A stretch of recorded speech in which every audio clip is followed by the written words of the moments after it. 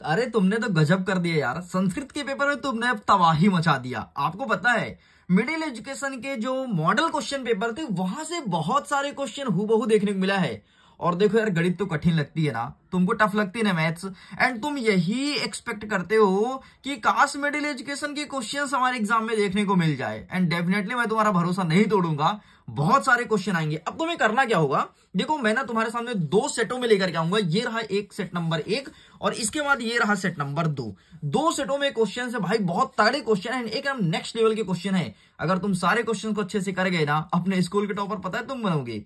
अब देखो स्टूडेंट, तुम्हारे सामने ना यहां पर इस प्रकार से आपका प्रश्न पत्र रहने वाला है। आपका प्रश्न पत्र इस बार बना रहा है ओपन शिक्षा बोर्ड, वहां से प्रश्न पत्र बन रहा है। एंड प्रश्न पत्र के क्वेश्चंस थोड़े डिफिकल्ट हैं, लेकिन मैंने उसके पैटर्न को समझा और उसको समझने के बाद अब मैं गणित का वीडियो लेकर के आया हूं। इसीलिए वीडियोस मेरे यूट्यूब चैनल पर थोड़ी लेट आ रही है, लेकिन आप डेफिनेटली तबाही मचाएंगे। तो देख लो भाई साहब, कक्षा 10वीं के अर्धवार्षिक परीक्षा के लिए बहुत ज्यादा इंपॉर्टेंट है, वर्ष 2024-25 के लिए गणित विषय का होना है। एंड टोटल 23 प्रश्न तुम्हारे एग्जाम में देखने को मिलेगा। समय 3 घंटे देगा, 75 नंबर का पेपर रहेगा और टोटल नंबर ऑफ पेज 8 रहने वाले हैं। यहाँ पर वेरियस प्रकार के इंस्ट्रक्शन अवेलेबल है, निर्देश को तुम ध्यान से पढ़ लेना, जैसे सभी प्रश्न को हल करना अनिवार्य है। एंड बहुत सारे, एंड यही सेम चीज ना इंग्लिश भाषा में लिखा गया है, तो तुम इसे भी अच्छे से रीड कर सकते हो। भाई हम तो जंप करेंगे सीधे और सीधे क्वेश्चंस को। अच्छा की बता देता हूं आपको, बता देता हूं जो मैं क्वेश्चंस प्रोवाइड कराऊंगा वो हिंदी और इंग्लिश दोनों भाषा में रहेगा। आप दोनों भाषा में क्वेश्चंस को प्रिपेयर कीजिएगा। हमारा प्रश्न क्रमांक 1 कह रहा है कि सही विकल्प चुन करके लिखो। पहला नंबर कहता है कि 96 और 400 का HCF क्या होगा। देख यार भाई, जब मैंने इसका HCF निकाला ना तो इसका सही आंसर मुझे मिल नहीं रहा था, क्योंकि इसका सही आंसर आ रहा है 504, लेकिन हमारे ऑप्शन में नहीं है। तो ध्यान रखना, इसका सही आंसर 504 होगा। हो सकता है ऑप्शन नंबर सा के ऑप्शन में प्रिंट मिस्टेक हो गया हो, तो इसका सही आंसर आपको 504 लिखना है। आगे बढ़ते हैं। नेक्स्ट कह रहा है कि एक अशून्य परिमेय संख्या तथा एक अपरिमेय संख्या का गुणनफल क्या होगा। मतलब एक अशून्य परिमेय संख्या लो और अपरिमेय संख्या का गुणा करो तो क्या मिलेगा, तो हमें सदैव एक अपरिमेय संख्या मिलेगा, अर्थात ऑप्शन नंबर बा सही उत्तर हो जाएगा। तीसरा नंबर कहता है द्विघात समीकरण के मूल की अधिकतम संख्या कितनी होगी। ऑप्शन देखो 0, 1, 2 या फिर 3। तो इसका सही आंसर आपको लगाना है ऑप्शन नंबर सा 2 इज करेक्ट आंसर। आगे बढ़ते हैं। चौथा नंबर कहता है एपी के प्रथम दो पद -3 और 4 है तथा इसका 21वां पद क्या होगा। ऑप्शन देखो -143, 143, 137 और 17। तो इसका सही आंसर लगाना है आपको ऑप्शन नंबर सा 117 इस करेक्ट आंसर। आगे बढ़ते हैं। पांचवा नंबर कहता है यदि 6 मीटर ऊंचे खंभे की छाया 2√3 मीटर लंबी है तो सूर्य का उन्नयन कोण क्या होगा, ये चीज पूछा गया है। तो यहां पर ऑप्शन देखो 60 डिग्री, 45 डिग्री, 30 डिग्री या फिर 90 डिग्री। तो इसका सही आंसर आपको लगाना है ऑप्शन नंबर 45 डिग्री इस करेक्ट आंसर। एमपी बोर्ड का पसंदीदा प्रश्न, मूल बिंदु का निर्देशांक क्या होता है। पसंदीदा प्रश्न तुम्हारे एग्जाम में रखा मिलेगा। अरे तुम्हारे स्कूल में कोई भी सेट है, सेट ए हो या बी, 100% ये क्वेश्चन आएगा कि मूल बिंदु का निर्देशांक क्या होता है। उत्तर 0 लगाना। अब देखो यार, ये प्रश्न या तो आपके सही विकल्प में आ सकता है या तो आपके खाली स्थान में, लेकिन 100% ये क्वेश्चन देखने को मिलेगा। अगर तुम इंग्लिश मीडियम के हो तो इंग्लिश में क्वेश्चन अवेलेबल है, सारे क्वेश्चंस को बढ़िया विधिवत देख लो। हमारा प्रश्न क्रमांक 2 कह रहा है रिक्त स्थान की पूर्ति करो। पहला नंबर कहता है कि प्रत्येक वर्ग डैश डैश डैश होते हैं तो प्रत्येक वर्ग समरूप होते हैं, तो यहां पर आपको समरूप लिखना है। चलो आगे बढ़ते हैं। नेक्स्ट हमारा दूसरा नंबर कहता है द्विघात बहुपद में शून्य की अधिकतम संख्या कितनी है। तो दो घात बहुपद में शून्य की अधिकतम संख्या 2 है। ठीक। नेक्स्ट कहता है कि 3 मध्यक बराबर डैश डैश डैश प्लस 2 माध्य, तो यहां पर बहुलक हो जाएगा। क्या हो जाएगा, बहुलक। नेक्स्ट देखते हैं। नेक्स्ट कहता है चौथा नंबर समरूप त्रिभुजों की संगत भुजाएं डैश डैश डैश होती है। तो समरूप त्रिभुजों की संगत भुजाएं हमेशा समानुपातिक होती है, तो यहां पर लिखोगे समानुपातिक। ठीक है। नेक्स्ट देखते हैं। पांचवा नंबर कहता है वृत्त की त्रिज्या उसके व्यास की क्या होती है, तो हमेशा उसके व्यास की आधी होती है, तो यहां पर आपको आधी लिखना है। नेक्स्ट कह रहा है छठवां नंबर की 3√2 एक क्या है, तो 3√2 एक अपरिमेय संख्या है, तो यहां पर लिखोगे अपरिमेय संख्या। बस इतना लिख के कंप्लीट करना है।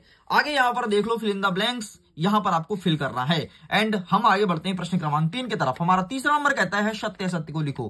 पहला नंबर कहता है समकोण त्रिभुज की सबसे बड़ी भुजा क्या कर्ण होती है, बिल्कुल सही है। दूसरा नंबर कहता है कि छेदक रेखा वृत्त के केवल एक बिंदु को प्रतिच्छेद करती है, नहीं, गलत बोल रहा है।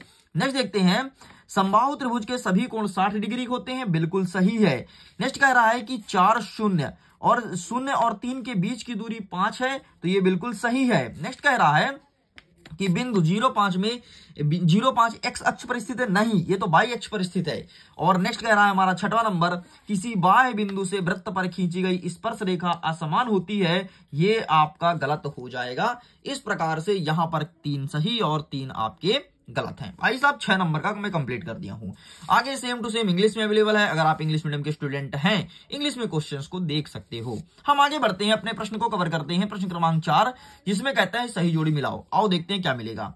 1 + tan स्क्वायर थीटा बराबर sec स्क्वायर थीटा होता है, ठीक है। नेक्स्ट देखो, tan स्क्वायर 30 डिग्री का वैल्यू क्या होता है, तो 1/3 होता है। 1/cos A का मान क्या होता है, तो sec A होता है। नेक्स्ट देखो, r त्रिज्या के वृत्त की परिधि तो 2πr होगा, ठीक है, तो इससे मैच कर दो।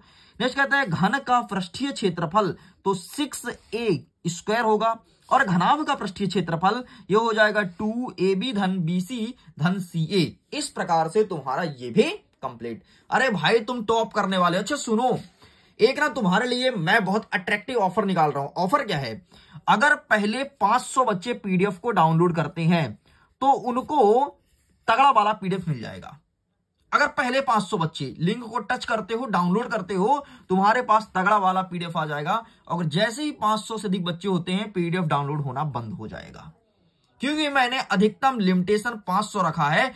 एंड जैसे ही जब मेरा नेक्स्ट वीडियो आएगा उसमें भी मैं 500 लिमिटेशन रखूंगा, इसके बाद पीडीएफ नहीं दिया जाएगा। और जो बच्चे मेरे व्हाट्सएप ग्रुप में जुड़े हैं उनको पूर्णतः फ्री में बिना डाउनलोड करे ऐसे ही पीडीएफ सेंड कर दिया जाएगा, ठीक है। अब बहुत सारे बच्चे बोलेंगे सर व्हाट्सएप का क्या प्राइवेट ग्रुप है, क्या पैसा लेते हो? नहीं, व्हाट्सएप ग्रुप में जुड़ने का कोई पैसा नहीं लगता है, टोटल फ्री है। बहुत सारे बच्चे जुड़े हैं, मेरे पास लगभग 3000 बच्चे जुड़े हैं, लेकिन वहां पर सीटें नहीं मिलती भाई, लिमिटेड सीट है, लिमिटेड। वहां पर मैं सीट बढ़ा नहीं रहा हूं, लिमिटेड सीट है और सीट नहीं मिलती। अभी वर्तमान में पूरा फुल है, आप जाकर के देख सकते हो। चलो आगे बढ़ते हैं। नेक्स्ट हमारा क्वेश्चन क्या कह रहा है, प्रश्न क्रमांक 5, एक वाक्य में उत्तर दो। ए नंबर कहता है एपी का n पद ज्ञात करने का सूत्र लिखिए। तो इसका सही आंसर क्या लिखोगे, n पद हमें ज्ञात करना है तो a + n - 1d। इस प्रकार से a वा पद ज्ञात किया जाता है। आगे देखते हैं नेक्स्ट, एक वृत्त की कितने समांतर रेखाएं होती हैं, तो एक वृत्त की 2 समांतर रेखा होती है। तीसरा नंबर कहता है कि समीकरण x² - 4x धन 4 बराबर 0 के विविधकर का मान क्या होगा, तो 0 होगा। नेक्स्ट देखते हैं, समांतर श्रेणी के 2 लगातार पदों का अंतर क्या कहलाता है, तो इसे बेटा सर्वांतर कहा जाता है, सर्वांतर। नेक्स्ट कहते हैं, यदि ABC वास्तविक संख्या है एवं a बराबर 0 तब द्विघात समीकरण का रूप क्या होगा। यहां पर मैं लिख देता हूं ax² + bx + c बराबर 0। आगे बढ़ते हैं, छठवां नंबर कहता है वृत्त के एक बिंदु पर प्रतिच्छेद करने वाली रेखा को क्या कहते हैं, इसे कहते हैं स्पर्श रेखा। क्या कहते हैं, स्पर्श रेखा। लो स्टूडेंट, इस प्रकार से मैंने प्रश्न क्रमांक 5 तक सब कुछ कंप्लीट कर दिया है। भाई साहब आगे बढ़ते हैं, इंग्लिश में अवेलेबल है, अगर आप इंग्लिश मीडियम के स्टूडेंट हैं इंग्लिश में बढ़िया बाकायदे प्रश्न को देख सकते हो। अब चले आगे बढ़ते हैं, फटाफट 2 नंबर 3 नंबर सारे क्वेश्चंस को कवर करेंगे और जल्दी जल्दी कवर करेंगे, समय ज्यादा नहीं है। तो हम आपके सामने एक एक चीज को दिखाने वाले हैं, बढ़िया इत्मीनान से देखिएगा। देखो सबसे पहले हमारा छठवां नंबर कह रहा है कि एक संख्या दिया है 6 और 20, इसका अभाज्य गुणनखंड करना है और HCF और LCM को फाइंड करना है। ये रहा तुम्हारे सामने आंसर, स्क्रीनशॉट ले लो, ठीक, साइड करते हैं। नेक्स्ट कहता है अथवा में एक द्विघात बहुपद ज्ञात कीजिए जिसके शून्य का योग √2 और गुणनफल 1/3 है। हमें द्विघात बहुपद बताना है, तो ये रहा तुम्हारे सामने आंसर, स्क्रीनशॉट ले लो। दैट्स इट, चलिए साइड करते हैं। नेक्स्ट कहता है 7वां नंबर, अभाज्य गुणनखंड विधि से 12, 15, 21 का HCF ज्ञात करो। अभाज्य गुणनखंड विधि से 12, 15 का HCF निकालना है, तो ये रहा तुम्हारे सामने, स्क्रीनशॉट ले लीजिए। आगे बढ़ते हैं, नेक्स्ट कह रहा है अथवा में सिद्ध कीजिए कि 5 - √3 एक अपरिमेय संख्या है। तो ये देख लो 7वें का अथवा का उत्तर ये रहा तुम्हारे सामने। आगे बढ़ते हैं, 8वां नंबर कहता है कि द्विघात बहुपद 6x² - 3 - 7x का शून्य की ज्ञात कीजिए। तो ये रहा है आपके सामने, प्लीज टेक अ स्क्रीनशॉट, इसका फोटो क्लिक कर लो। आगे बढ़ते हैं। अथवा कहता है एक द्विघात बहुपद ज्ञात कीजिए, शून्य का योगफल तथा गुणनफल 1 और 1 है। तो हमें द्विघात बहुपद फाइंड करना है। तो ये रहा तुम्हारे सामने आंसर, ठीक है। इसका तुमने ऊपर वाला लिया ना, ठीक है, ये पूरा नहीं हुआ है, एक्स का वैल्यू निकालना है, फिर यहां पुट करना है, ठीक।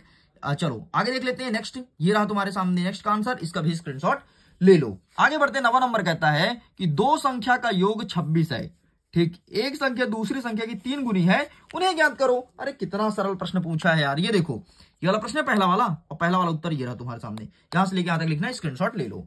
आगे बढ़ते हैं, हमारा यहां तक कंप्लीट होता है। अथवा देखते हैं 4u² प्लस 81u का मान ज्ञात करो। अरे एमपी बोर्ड का पसंदीदा प्रश्न है भाई, इतने साल पूछा है, इतने बार पूछा है। ये देखो इसका स्क्रीनशॉट ले लो। अगर तुमको संस्कृत के पेपर के जैसे तबाही मचाना है अपने बोर्ड एग्जाम में या फिर अपने अर्धवार्षिक परीक्षा में, मिडिल एजुकेशन को फॉलो करके रखो। अरे टॉप करा दूंगा भाई, इतने तगड़े क्वेश्चन दे रहा हूं ना, इतने तगड़े क्वेश्चन।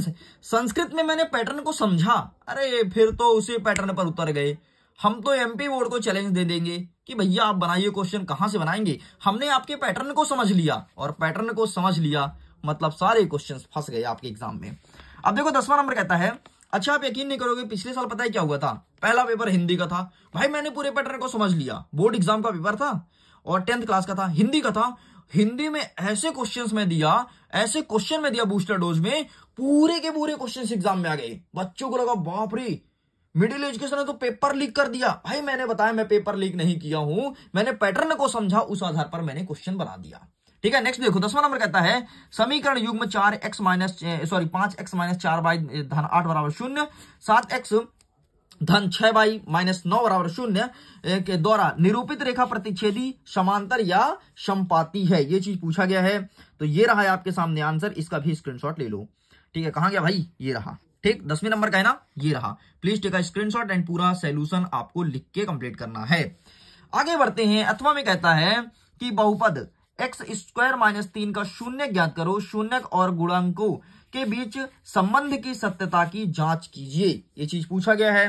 तो ये रहा है आपके सामने आंसर, इसका भी फोटो क्लिक कर लीजिए। आगे बढ़ते हैं। नेक्स्ट कह रहा है प्रश्न क्रमांक 11, k का मान ज्ञात कीजिए यदि 2x² धन kx धन 3 बराबर 0 का मूल रूप हो। तो ये रहा है आपके सामने आंसर, इसका स्क्रीनशॉट ले लो, ठीक। इतना लिख करके चले आना है, k का मान आपका निकल आया है। आगे बढ़ते हैं। अथवा कहता है कि हमें एक फॉर्मूला दे दिया 6x² - x - 2 बराबर 0, इसका गुणनखंड आपको ज्ञात करना है, ठीक है। तो ये रहा है आंसर, इसका भी फोटो खींच लीजिए। चलो आगे बढ़ते हैं भाई। 12वां नंबर जल्दी जल्दी देखते हैं, समय कम है।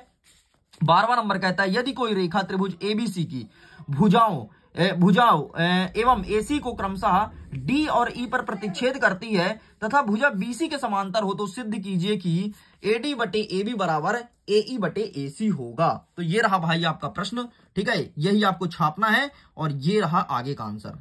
इस प्रकार से आप इसका फोटो खींच लो। आगे बढ़ते हैं। इसी के अथवा में कहता है कि बिंदु दिया है हमें 0 0 36 15 के बीच की दूरी निकालो। तो ये रहा तुम्हारे सामने बीच की दूरी, ठीक। ये इतना लिख के कंप्लीट करना है। अच्छा यही फॉर्मूला लगाना है, ठीक है। आगे देखते हैं। 13 नंबर कहता है गुणनखंड विधि से हमें ज्ञात करना है इस समीकरण को, ठीक है, और इसके मूल बताना है। तो ये रहा तुम्हारे सामने आंसर, स्क्रीनशॉट ले लीजिए। चलो साइड करते हैं। नेक्स्ट कहता है अथवा में कहता है कि AP का मान दिया है 8 3 - 2 डैश डैश के प्रथम 22 पदों का योग ज्ञात कीजिए। ये चीज पूछा गया है।